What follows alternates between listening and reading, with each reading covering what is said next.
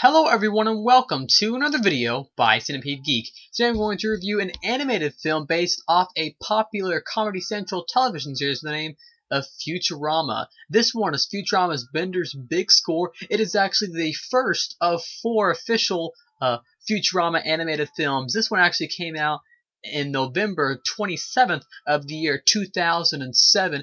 It is directed by a guy by the name of Dwayne Carey Hill. He's directed several things in his filmography career, including a few Futurama episodes. He did, of course, Bender's Game, which is the sequel to this that came out in 2008, and he also even did a few of the Drawn Together TV series episodes, which is actually a Cartoon Network series, I believe. And it is also written by 3 different people. Obviously, the original creator, Matt Groening, is the original creator. It's written by him. It's also written by David X. Cohen, who is the developer of Futurama. And then the teleplayer story is written by Ken Keeler. Now, what is Futurama Bender's Big Score all about?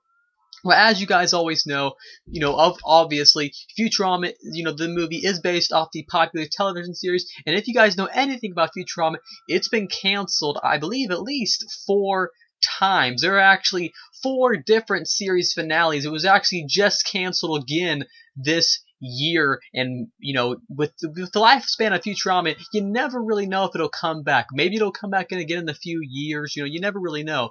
But anyways, what's the plot of the film? So what we pretty much have is we have our crew. They end up going to, I don't want to give too much away, but they end up going to a nude beach, and there are these 3 naked aliens there, and they end up giving them all their credit card numbers, their social security numbers, their mother's maiden name.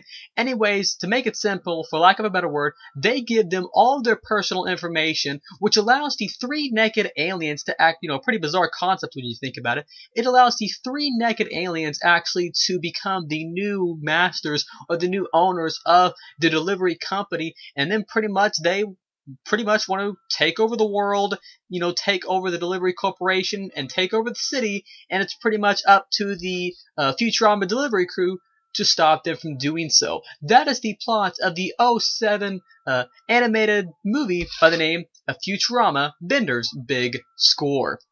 Now, what did I think of the movie? Well, let me tell you guys a little bit what I think of the series. I've already reviewed a good half of the second half, part B of season 7. Check out my reviews if you want to. And I loved that part. I haven't seen a lot of Futurama. I have seen a good chunk of that, of season 7. And I've seen bits and pieces, of previous seasons. And then I've just watched the movie. So I do know somewhat about the universe, but I have not seen every season and stuff. But overall, I loved this movie. As I said in my other reviews, Futurama Bender's Big Score knows how to make great references. They actually reference a show by the name of Family Guy. Family Guy is on a calendar. You have both Stewie's character and Brian's character, and they're like on the background of a calendar, kind of like you would see a Playboy girl. They're done in that sort of fashion, where Brian is laying there half naked, and then Stewie's over there in the corner. They even reference South Park. I forget which South Park character it is, but it's the one with the beanie. I don't watch South Park too much very much often, but there's a part where they're in a head museum with Lars's character and Layla's character, and they're walking through a head museum at nighttime. It's sort of a romantic scene, and you see a South Park character's head in a jar. Once again, another great reference. I love the dialogue in Futurama. They even reference themselves being canceled, coming back after a few years, and it even says, the show that just can't die right before the film starts. So I love that whole self-referencing theme. Matt Groening, David X. Cohen, and Ken Keeler. All 3 of them really know how to write a great script. But not only do they have self-references, and not even self-references, but reference other shows in general, but make the dialogue very quirky, make up for a weird, quirky story that really works in general. I love the whole time traveling concept. There's like 3 or 4 different versions, and they have the whole, the duplicate copy will always die because the duplicate copy is not as strong or as powerful as the regular one, so they'll always die. I love that. Futurama Bender's Big Score, the animated 2007 movie based off the Comedy Central television series, is also very funny. There are several scenes throughout the animated film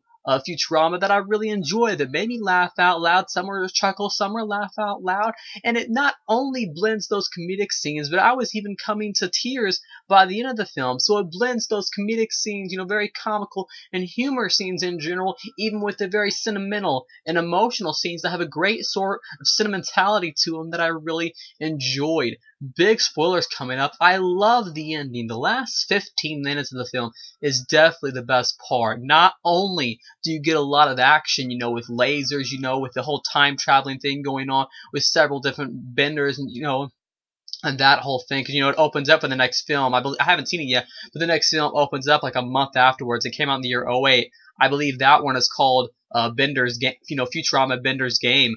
So anyways, enough about that. I love the whole Lars twist. We actually find out that Lars is Fry. I was waiting for that sentimental moment, because one of the many things I love about Futurama is that it can blend all these great elements together of drama and it's funny. But he really Matt Groening, David X. Cohen, and Ken Keeler, all three of them writers, developers, creators, and and teleplay people, they really know what they're doing. They know how to blend things together and able to make them work in a great manner. I love that twist where you find out that Lars is Fry, and he says, maybe one day, she kisses him on the cheek, and obviously, and if you've seen the, big spoilers, if you've seen the season finale, you see that they actually do end up getting together, because of Fry dying several times, and they sort of, they grow old together. I loved that finale, and this was a great movie to add to the Futurama saga. I actually do own all four of them. I'll be watching the other three soon, but I do really love this movie. I thought it was great, no complaints at all.